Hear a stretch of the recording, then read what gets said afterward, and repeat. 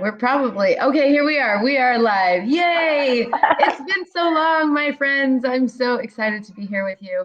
My name is Amy Carter with Healthy Me, Healthy We, and you are joining us today for an awesome training with Audrey. And I just want to give her a proper introduction so you know who or just what is in store for you on this training. So Audrey Breedy is a professionally trained classical dancer. Okay, already that's way out of my realm. And she helps women naturally rehabilitate their postpartum bodies through dance so that they are able to live pain-free. I think that's amazing. And through her one-on-one training program, she teaches moms how to gently heal and re-strengthen their bodies while engaging their babies and children. And she is a mom of 3 and a wife of 13 years. And when she's not dancing with other moms, she's teaching at her studio, which is where she is right now in Mission, Texas. And she loves enjoying time at home with her family. So please help me give a warm welcome to Audrey today. Yay. Thanks so much, Audrey, for joining us. Thank you for having me, Amy. I'm really, really excited. Really excited. And so, yes, I do work with postpartum moms, but I would like to say that I have created something for us today that could be really for anybody. So I'm excited to get started and awesome. share. I think often, when we help anybody to get better, unless we're like a neurosurgeon or some sort of specialized training, really it can be beneficial for anyone. So I'm glad that you said that, because sometimes people will think, oh, this is not for me. No. I think everybody is liable to get something out of this. So thank you so much for being here. So dancing doesn't hit home for me, doesn't hit personally, but I have a friend who just had surgery from diastasis recti. Correct me if I'm saying that wrong. Yeah. And I had an umbilical surgery due to pregnancy.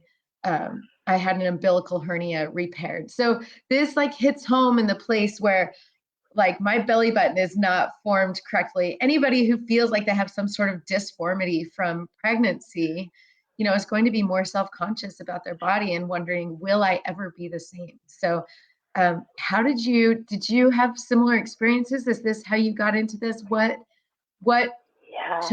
helped you take this path? Yeah. So like you said, I am a mother of 3. And for any of us who have had children and birthed them, you know that every journey is completely different from conception to childbirth, right?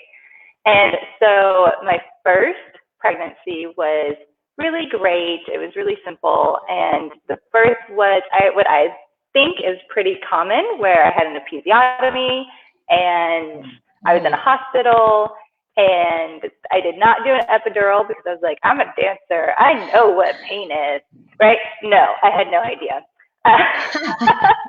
But I lived through it, and it was fine.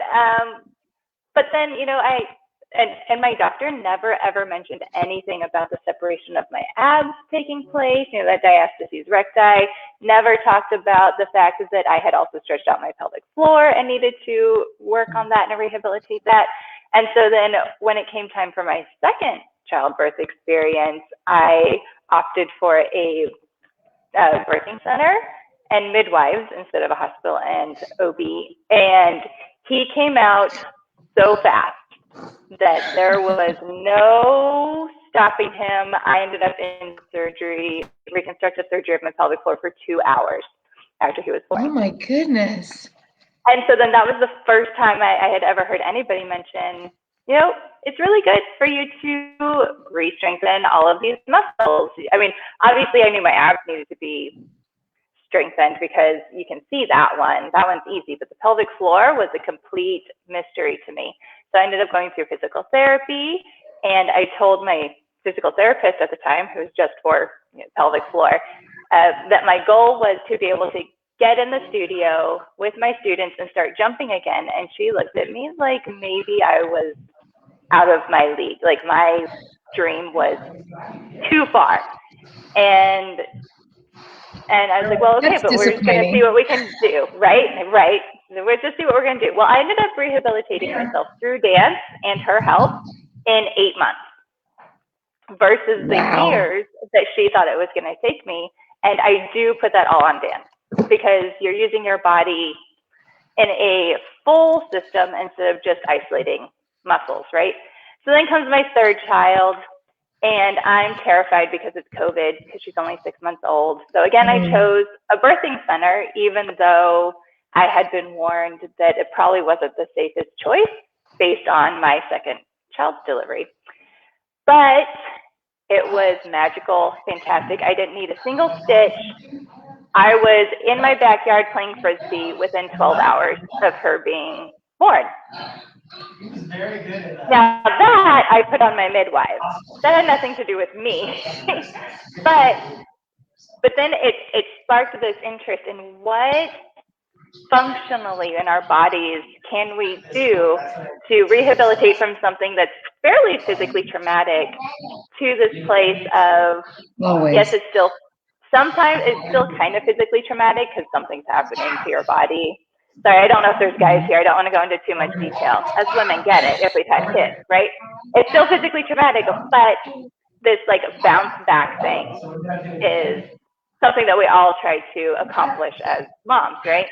And so now also going through this for the third time, I'm realizing that this bounce back idea really doesn't happen in our full bodies, that we need to bounce back in our core and we need to bounce back in our pelvic floors a lot faster than we need to think about, do I fit into my jeans anymore?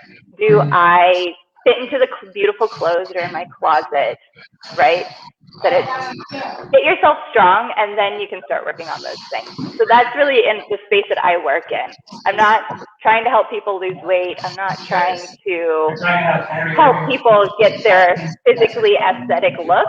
I want women to feel strong and feel like they can do life with their children. But that really does, go out to all of us because we all sit at a desk. We all sit at our phones. We all sit and we drive or we're on a bus or something. And when we do those things, that's causing our core and our pelvic floors to weaken as well. The only way to get those strong is to keep moving. And so then that's where dance comes in, because you use your whole body to dance. And there is this really cool formula that was put together back in the 50s when polio was an epidemic in our country. And it was put together by this woman named Irmgard Bartinius, who was a dancer turned physical therapist and rehabilitated people from being completely paralyzed to walking through a certain pattern. So if you're okay with it, I'd like to share that pattern with you really quick. Yeah, well, first, just to pause for a minute, I'm hoping even dads can relate here. Like, okay, moms go through birth and then jumping on a trampoline is like obsolete. You no longer can do it, right? And we just think, oh, that's just part of being a mom. So then we think, oh, my body's always going to be this way. But clearly you are talking about from paralysis to walking, that really any of this is possible with the right patterns, the right processes, the right strengthening, and focusing on the right parts of strengthening. And so, yeah, tell us more about how that was possible. So this pattern that Bartinius put together is based on watching babies in their first year of life from newborn to walking, thus the polio, right? Paralyzed to walking. And she started with teaching people how to breathe and using that breath to bring life back into their muscles or to stretch out things that were starting to feel really tight and paralyzed, right? And so then from there, you start working on your core and you work deep, close to your spine. We're not looking for a six-pack quite yet because that's just superficial. That's there to do minimal movement. It's really nice, right? What we want is stability and strength. And so we start deep in the core. Then you start thinking about how is your spine connected from the tip of your head down to your tailbone, and how are those muscles supporting the length, not just your pelvic area, your pelvis, right, your core. And then you start thinking about, okay, well, I have an upper body, and so you start strengthening your upper body, and then you start strengthening your lower body, and then you go from the right side to the left side, and then you pull it all together. And so when I'm putting together exercise processes for my clients, that's the process I'm taking them through on a daily basis. And so it's not only working their muscles, but it's retraining their brain to connect with their bodies.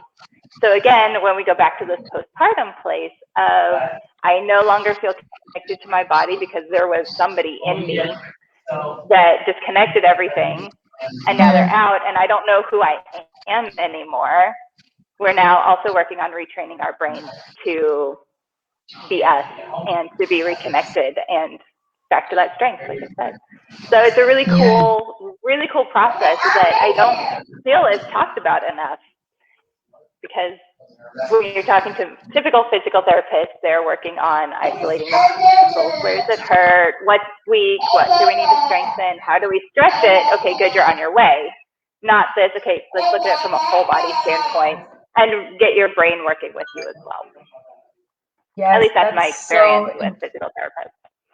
Yeah, definitely. Well, I broke my wrist in April, and the ways physical therapy can be so specific is miraculous, right? How the knowledge that we have of how each muscle functions, but putting that together in a holistic functionality like you're talking about, that's just something that I work with my clients on as well. For those who are part of my high impact performance group or my One Step Better nutrition programs, we talk about functional exercise and how exercise isn't an effective tool for weight loss, but to build strength, both physically and mentally, will help.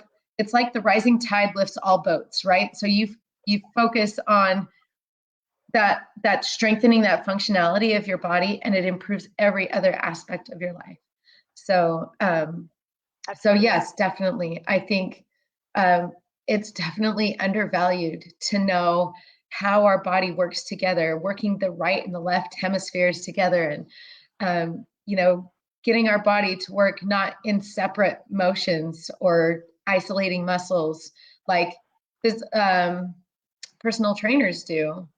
Right. Because that's important. Knowing the muscles is important, but knowing how they all function together and getting them to do that is somewhat of an art. So just like dance. So that's awesome. So true. Yeah. That's awesome. So tell us more about how you take your clients through this process. You said you take them through that on a daily basis. Can you share a little bit about what you do and how you do that with them? Like, yeah. So I had another question, but I didn't want to go. Okay. Well, first of all, I teach them some stretches and some exercises, and I teach them, as individual items, so that way we can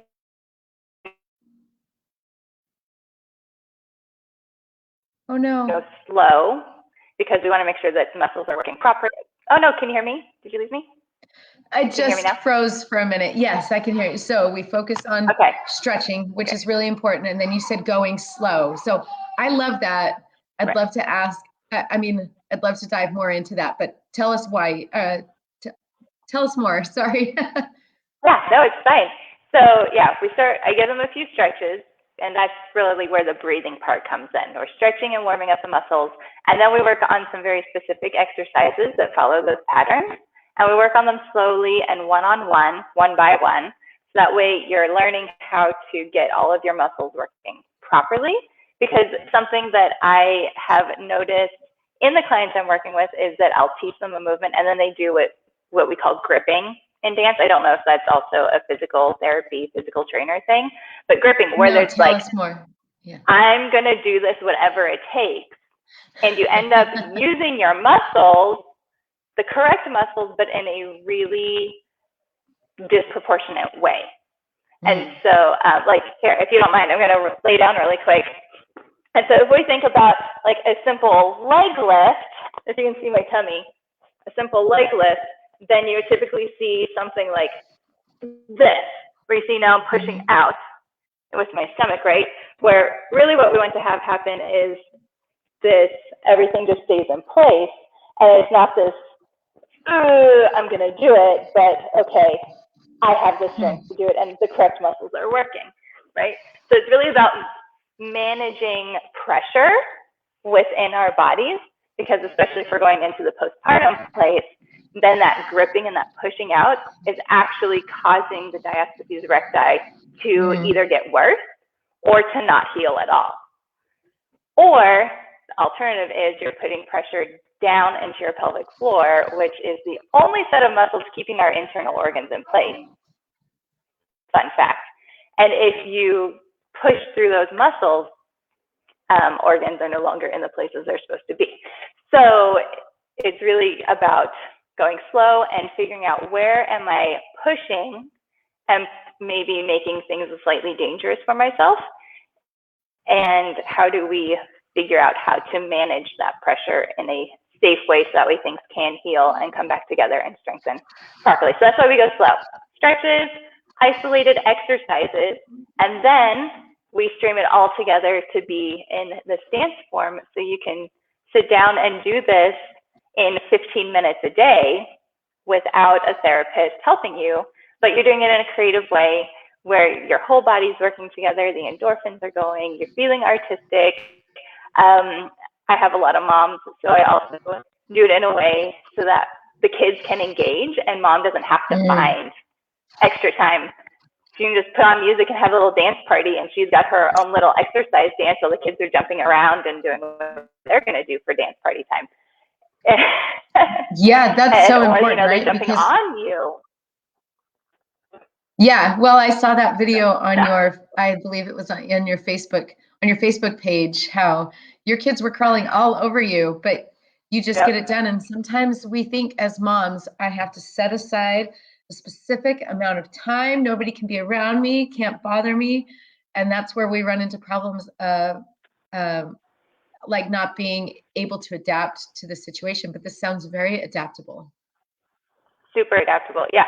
And, because then you get the chance to bond with your children. I mean, dads, if you want to do a dance party, my husband likes to, he does like this funny little crab dance.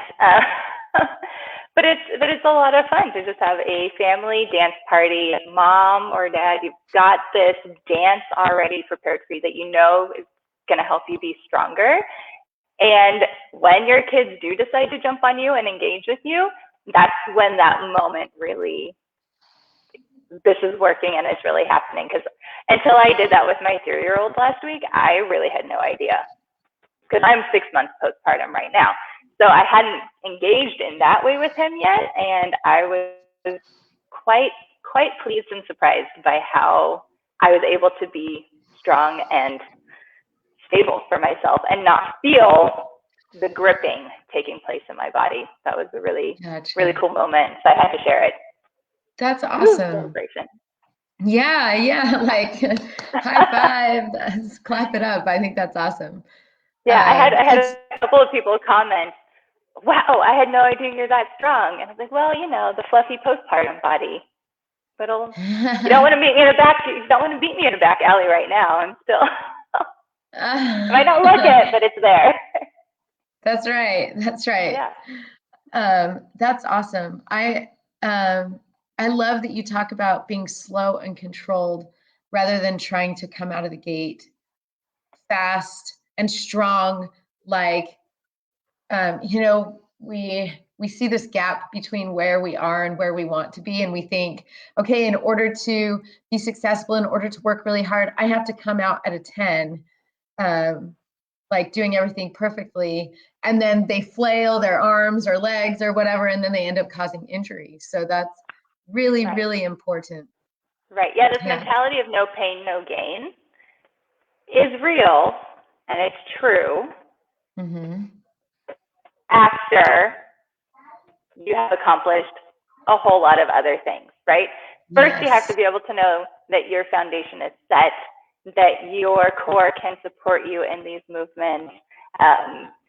And then, yeah, you do need to start feeling the strain of the muscles to some degree, but not because they're overworking themselves, but because you're actually working them properly. And once you start feeling that pain part, then you know you're building the muscle. But first, you want to really be in this really gentle place, because also, if you hurt too bad, you don't want to get back into it. Right? And like you said, you can injure yourself. And so then that injury, that pain could be your body saying, hey, slow down. So yeah, I've heard a lot of people say, well, but no pain, no gain. And I'm like, you need to get that out of your system until I tell you can go into this no pain, no gain place. Right. Yeah. That's awesome. I have a lot of students. It doesn't hurt yet. Don't worry. You'll hurt tomorrow. Yeah. That's right. And that form, we do a lot of 10-week challenges at the local gym where I teach. And these 10-week challenges, at the beginning of the challenge, those who've already gone through a challenge start over at week 1 and say, oh my gosh, it's a week 1, but I'm so sore. Why am I so sore? And it's because they're working on form.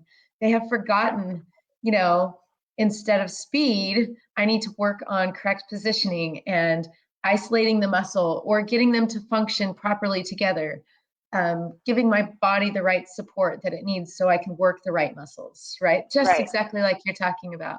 And then they come away saying, oh my gosh, I didn't know that I needed that, so that's so I don't awesome know that if you focus on that. Experience this, but we tend to think about our major muscle groups much more than the tiny little supporting muscle groups. And Definitely. So what I love to do is I call them sneaky exercises, where they're really based on those small supporting muscle groups.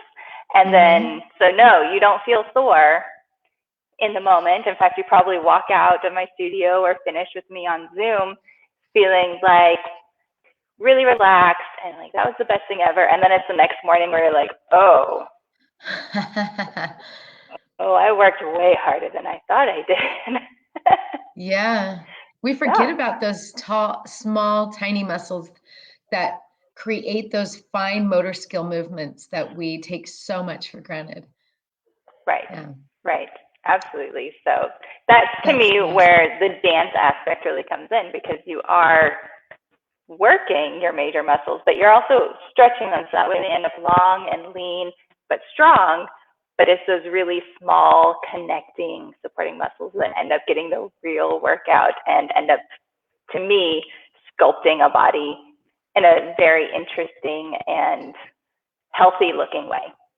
Not that bulk isn't healthy. I think bulk can absolutely be a healthy place. I have a personal aesthetic that I like thanks to my dance background.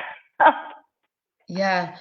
You remind me of Tracy Anderson, who is a professional personal trainer to people like Madonna and Gwyneth Paltrow.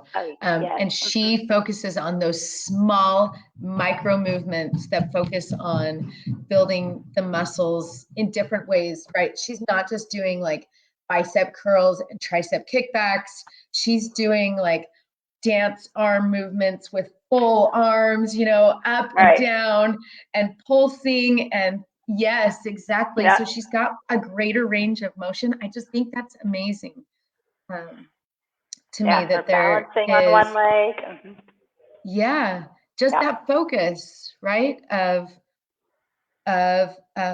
bringing that energy to not to one place, but yes, I guess to that specific area, but creating the functionality throughout the whole body by doing that, right? A better functionality, I guess, is what I want to say, because you are focusing on those small muscles.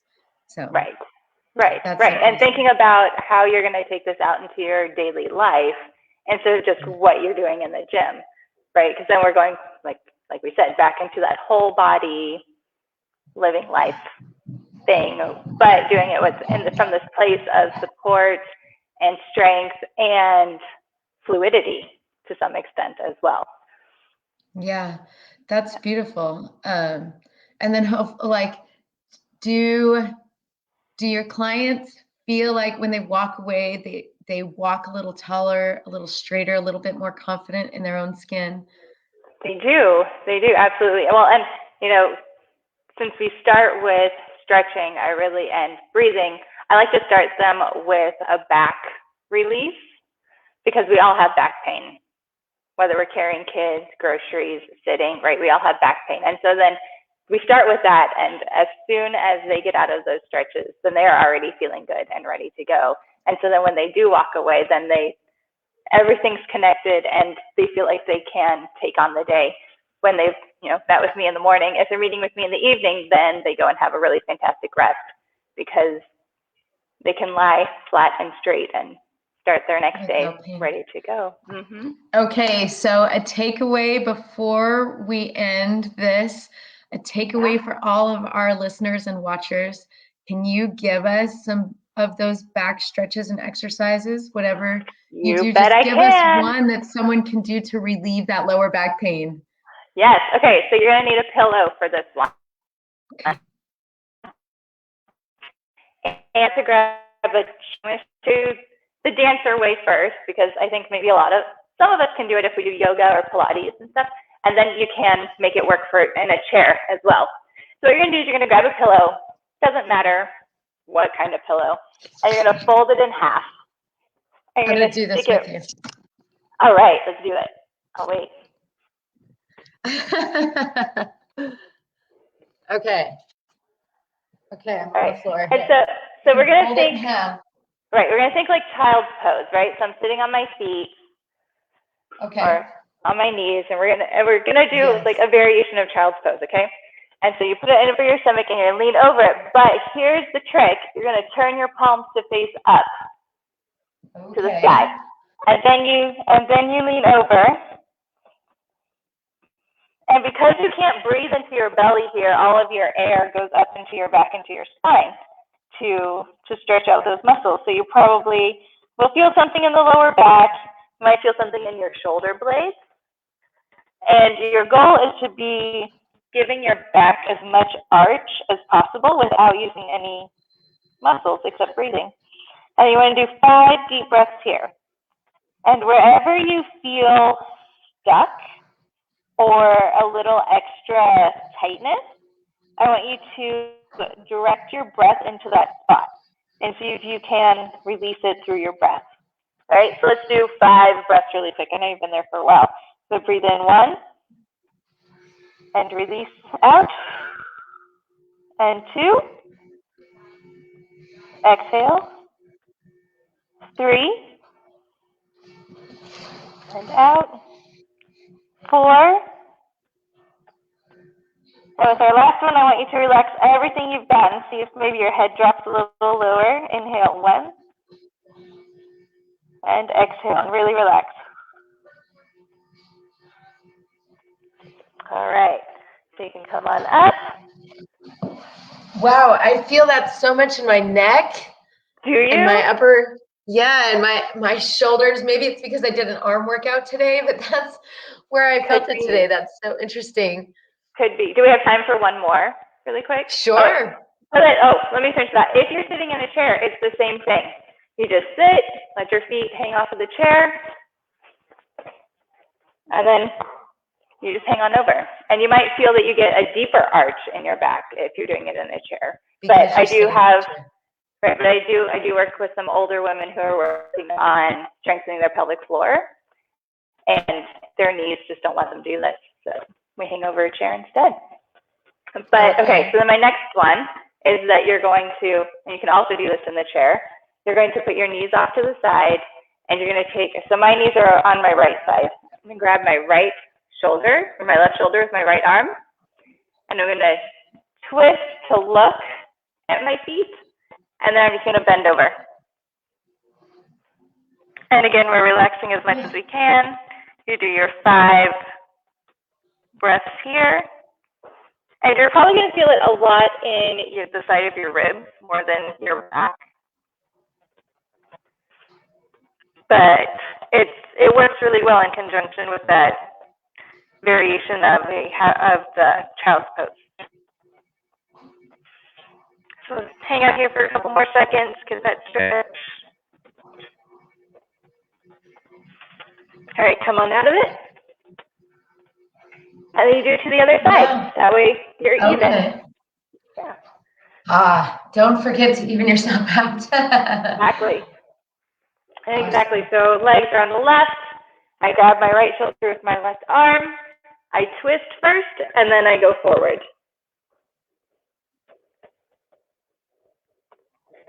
So here in this position. What are you feeling? So I've been struggling with breathing from my chest rather than breathing from my diaphragm. And this right here gives me no room to breathe from my chest because it's so constricted. So automatically I am breathing from my diaphragm. Yep. So is that correct? Okay. Exactly. That is correct.